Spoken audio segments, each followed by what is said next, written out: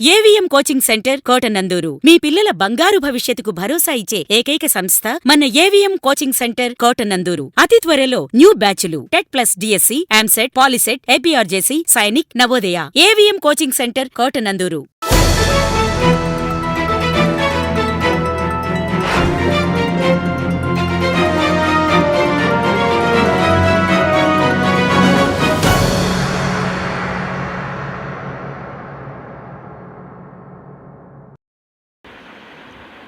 మొంతా తుఫాన్ నేపథ్యంలో తుని నియోజకవర్గ అధికార యంత్రాంగాన్ని మాజీ మంత్రి యనమల రామకృష్ణుడు, ప్రభుత్వ విప్ యనమల దివ్య అప్రమత్తంగా ఉండాలని ఆదేశించారు.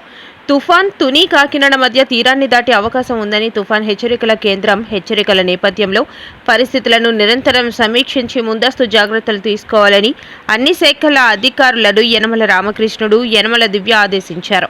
ఇప్పటికే ప్రభుత్వం కంట్రోల్ రూమ్లను ఏర్పాటు చేయాలని ఆదేశించిందని, అందుకు తగ్గట్టుగా ఏర్పాట్లు చేసుకోవాలని సూచించారు. తుని, తొండంగి, కోటనందూరు మండలాలపై మొంతా ప్రభావం అధికంగా ఉంటుందని వాతావరణ శాఖ హెచ్చరికలు ఉన్నందున ఆస్తి, ప్రాణ నష్టం సంభవించకుండా అధికార యంత్రాంగం చర్యలు చేపట్టాలని యనమల సూచించారు. తీర గ్రామాల ప్రజలను అప్రమత్తం చేయాలని, జాలర్లు చేపల వేటకు వెళ్లకుండా చూడాలన్నారు. ప్రజలు కూడా అధికారుల సూచనలు పాటిస్తూ జాగ్రత్తగా ఉండాలని యనమల రామకృష్ణుడు, యనమల దివ్య కోరారు. తాండవ, పంప జలాశయాల నీటి మట్టాలను నిరంతరం పర్యవేక్షణ చేసి లోతట్టు ప్రాంతాల ప్రజలను అప్రమత్తం చేయాలన్నారు. ముంపు పొంచి ఉన్నందున ప్రజలను సురక్షిత ప్రాంతాలకు తరలించేందుకు ఏర్పాట్లు చేసుకోవాలని, సహాయ కేంద్రాల ఏర్పాటు కోసం ముందస్తు చర్యలు తీసుకోవాలని కోరారు. రెవెన్యూ, పోలీస్, ఇరిగేషన్, వ్యవసాయ శాఖలతో పాటు అన్ని ప్రధాన శాఖలు సమన్వయంతో ముందుకు వెళ్లాలన్నారు. రైతులు అధికారుల సూచనలు పాటిస్తూ జాగ్రత్తగా వ్యవహరించాలని యనమల కోరారు. ప్రభుత్వం ఇప్పటికే విపత్తును ఎదుర్కొనేందుకు శాఖాపరమైన కమిటీలను నియమించిందని రామకృష్ణుడు, యనమల దివ్య చెప్పారు. విపత్తును ఎదుర్కొనేందుకు పార్టీ అధికార యంత్రాంగాన్ని కూడా యనమల అప్రమత్తం చేశారు. అన్ని గ్రామాల నాయకులు ఆయా గ్రామాల పరిస్థితులపై అధికారులకు సహకరించి ప్రజలకు చేదోడుగా నిలవాలని కోరారు.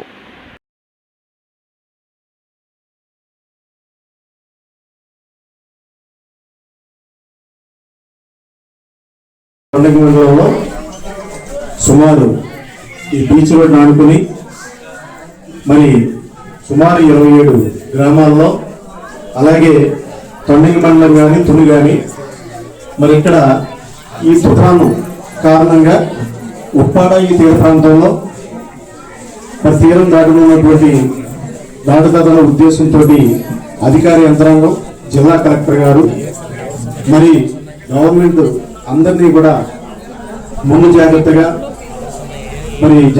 ఉండాలని చెప్పడం జరిగింది.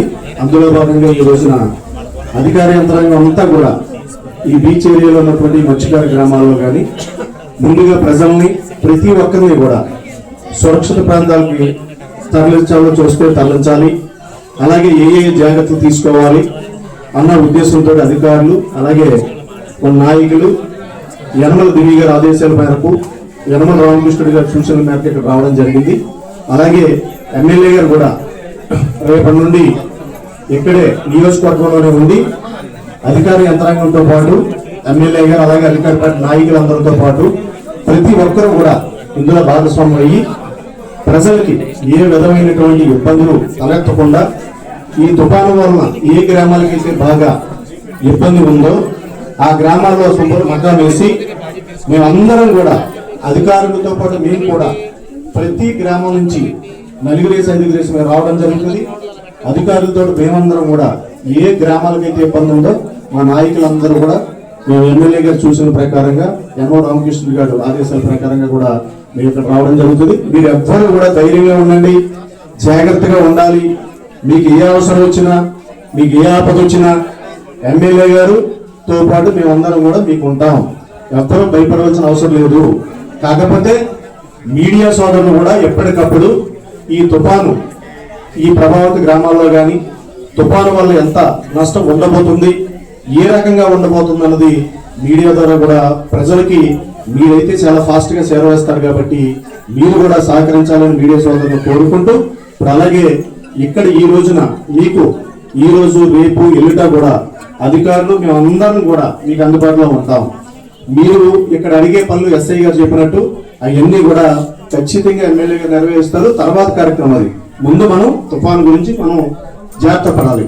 ఇందులో అలాగే ఎండిఓ గారు, స్పెషల్ ఆఫీసర్ గారు, హౌసింగ్ పీడీ గారు, ఎంఆర్ఓ గారు, అలాగే ఎస్ఐ గారు, టర్నింగ్ ఎస్ఐ గారు, అలాగే పంచాయతీ సెక్రటరీస్, బిఆర్ఓలు, వివిధ డిపార్ట్మెంట్ అధికారులు అందరూ కూడా ఇక్కడికి వచ్చినందుకు మీరందరూ కూడా వాళ్ళ సూచనలు, మెయిన్ వాళ్ళ సూచనలు సలహాలు తీసుకోవాలి. మన ఎమ్మెల్యే గారి సూచనలు సలహాలు తీసుకోవాలి. మనకి యనమల రామకృష్ణుడు గారు కలెక్టర్ గారితో, ఎస్పీ గారితో, అందరు అధికారులతో, ఆర్డీఓలతో అందరితోటి కూడా నిత్యం ప్రతి ఒక్కసారి టచ్ లో ఉంటున్నారు. మనంతా కూడా మీరు ఎవ్వరూ కూడా భయపడవలసిన అవసరం లేదు. మరొకసారి చెప్తున్నాం, మేము అందరం ఉంటాం. మీకు ఎటువంటి అవసరం వచ్చినా ఇక్కడ ఎమ్మెల్యే గారికి ఫోన్ చేయండి, అధికారులకు చేయండి, మేమందరం కూడా మీకు సహకరిస్తామని ఈ సందర్భంగా మీ అందరూ మీడియా సోదరులు ఎదుర్కొంటా మనవి చేస్తూ, మనందరం కూడా ఎక్కడికైతే బాగా ఈ ఒకవేళ బాగా ఎక్కువ నష్టం జరిగే ఉద్దేశం ఉంటే వీళ్ళందరినీ కూడా ఎక్కడికి తరలించాలి ఈ అధికారులు వీళ్ళందరూ చూస్తారు. భగవంతుడి దయ వల్ల తీరం ఇక్కడ దాటకుండా ఇంకో చోటకి వెళ్ళిపోవాలని కోరుకుంటాం. ఒకవేళ ఎక్కడికి వస్తున్నా కూడా మనం చాలా దానికి ఎదుర్కోవడానికి సిద్ధంగా ఉన్నట్టు ఉండాలన్న ఉద్దేశంతో ఈ యంత్రాంగం మన నాయకులు రావడం జరుగుతుందని మరొకసారి మీ అందరికీ మనవి చేస్తున్నాం. మనకి ఈ పానిక్ కవర్ ఏదైతే తుఫాన్ ఎఫెక్ట్ అయ్యి ఈ పానిక్ కవర్ 4 hours ఏదైతే ఉంటుందో ఆ పానిక్ కవర్ ని ఫేస్ చేయగలిగే పరిస్థితులు మనం ముందుగానే సృష్టించుకోవడానికి మీ అందరిని గైడ్ చేయడానికి ఇక్కడికి ఎంతమంది ఆఫీసర్లు రావడం జరిగిందండి. అలాగే మన యొక్క నియోజకవర్గం పెద్దలందరూ కూడా మీ అందరికి గైడ్ చేయడానికి రావడం జరిగిందండి. ఆ 4 hours మనం ఎవరికెవరు సహాయం చేసుకోవాలని గుర్తుపెట్టుకోండి. నేను ఉద్యోగస్తునైనా, మన పొలిటీషియన్స్ అయినా, లేకపోతే సార్ జిల్లా ఆఫీసర్స్ అయినా ఆ పానిక్ అవర్స్ లో మనకు మనం స్వతహాగా రక్షించుకునే స్థాయిలో మనం షెల్టర్ తీసుకుని ఉండగలిగే పరిస్థితి అనేది మనం సృష్టించుకోగలగాలి. దానికి మిమ్మల్ని అందరినీ గైడ్ చేయడానికి ఈ రోజు మీ ముందుకు రావడం జరిగిందండి.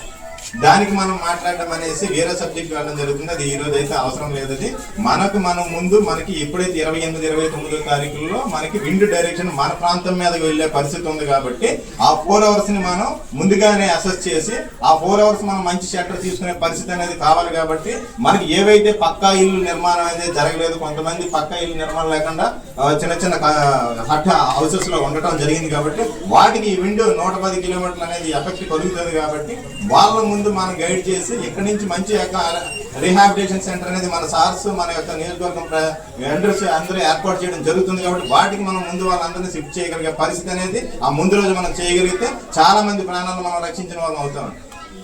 మన మైండ్ లో అంతా అది ముందు పెట్టుకోవాలండి. ఫస్ట్ మనకి మీకు చెప్పాను, మీకు పానిక్ అవర్ 4 hours ఎవరికెవరు ఏ కమ్యూనికేషన్ ఎంత టెక్నాలజీ ఉంది ఏది కూడా మనం సహాయం చేయలేని పరిస్థితి ఉంటుందండి. ఆ టైంలో ఆ విండ్ అంత స్పీడ్ లో ఉంటుందండి. సో మనం ముందే అలర్ట్ అయ్యి మన రీహాబిలిటేషన్ సెంటర్స్ లో ఎవరికైతే ఆ ఇబ్బంది వచ్చే పరిస్థితి ఉందో, పక్క ఇల్లు లేని వాళ్ళు, ఇక పడిపోతే అన్న పరిస్థితిలో ఉన్న వాళ్ళు, వీళ్ళందరూ కూడా షిఫ్ట్ అయ్యి అక్కడ చేసుకుంటే బెటర్. అదొకటండి. నెక్స్ట్ మనకి స్వతహాగా మనం చేసుకోగలిగే స్థాయి ఉంది. కాబట్టి ఈ ఏదైతే వలలు ఉన్నాయో, ఈ ఫిషింగ్ బోట్లు ఉన్నాయో వాటిని సేఫ్ పొజిషన్ లో పెట్టుకోవడం కూడా చాలా ఇంపార్టెంట్ అండి. అవన్నీ కూడా ఇంచుమించు 100 మీటర్లు 200 మీటర్లు ముందు వైపు మనకి ఎలాగా ఈ యొక్క కోన ఫారెస్ట్ లో సేఫ్ జోన్ లో ఉంచుకుంటే అట్లు కూడా మనం రక్షించుకోగలిగే పరిస్థితి అనేది ఉంటుందండి. సో ఇవన్నీ ముందు మనం అసెస్ చేసుకొని ఐడెంటిఫై చేసుకొని మనకి మనం స్వతహాగా రక్షించుకునే స్థాయి అనేది ముందు మనం ప్రయత్నిద్దామండి. సో ఈ అవకాశం ఇచ్చిన థ్యాంక్ యూ. ఇప్పుడు మన నియోజకవర్గ స్థాయి పెద్దలు మాట్లాడుతారు. వాళ్ళు చెప్పే మాటలు కూడా విని మనం రేపు పొద్దున ఈ యొక్క